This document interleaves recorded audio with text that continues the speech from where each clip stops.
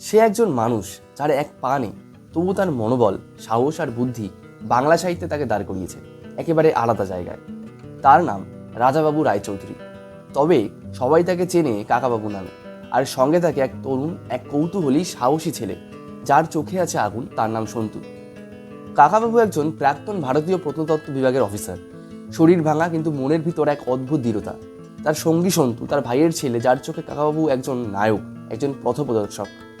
তারা কখনো ঢুকে পড়ে মরুভূমির রাজপরিবারের ষড়যন্ত্রে, সুয়োরানির সর্দার, আবার কখনো পৌঁছে যায় হিমালয়ের তুষার ঢাকা গুহায়, মিশর রহস্য, ইয়াকের গুহা।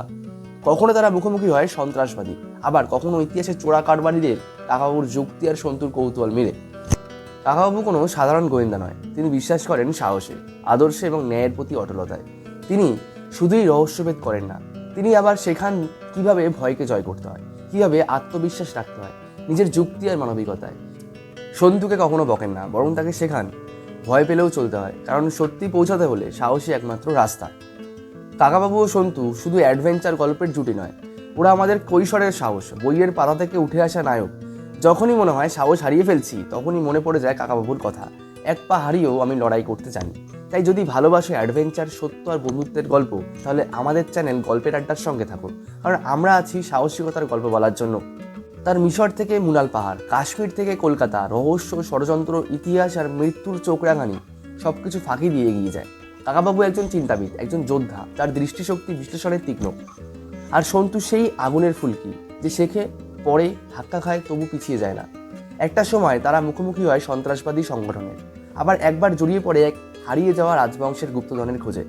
তাদের দুজনের ওপর বারবার নামে বিপদ, তবু তারা রক্ত মুছে হাসে, কারণ ওরা জানে ভয় পেলে পথ হারাবে। কখনো কখনো কাকাবাবু কখনো বন্দুক হাতে নেয় না, তবে তার যুক্তি, নীতি আর সততা যে কোনো শত্রুর চেয়েও ভয়ঙ্কর। তিনি বিশ্বাস করেন যুদ্ধ শুধু অস্ত্র দিয়ে হয় না, সত্যিকারের সাহস দেখাতে হয় নিজের মস্তিষ্ক আর মেরুদণ্ড দিয়ে। সন্তু শেখে নায়ক হতে গেলে দুর্বলতা স্বীকার করতেও সাহস লাগে। এই শিক্ষা একা কাকাবাবু দিতে পারেন, কারণ তিনি নিজেই সেই সাহসের প্রতিমূর্তি। কাকাবাবু ও সন্তু মানে শুধু একটা সিরিজ নয়, এটা একটা বাঙালির আত্মপরিচয়, যেখানে হারিয়ে যাওয়া রাজ্যের গল্প আছে, আছে গুপ্তচর আর রত্নের রহস্য, আছে বিশ্বাসঘাতকতা আর অবিচল নিষ্ঠা। তুমি যদি সাহসিকতা, রোমাঞ্চ আর বিশ্বাসের কাহিনী ভালোবাসো, তাহলে এই জুটি তোমার নিজের হয়ে যাবে। গল্পের আড্ডায় আরও আসছে কাকাবাবুর মিশন, সন্তুর চোখ দিয়ে দেখা দুনিয়া। তাই সাবস্ক্রাইব করো, কারণ পরবর্তী অভিযান শুরু হচ্ছে এখান থেকেই।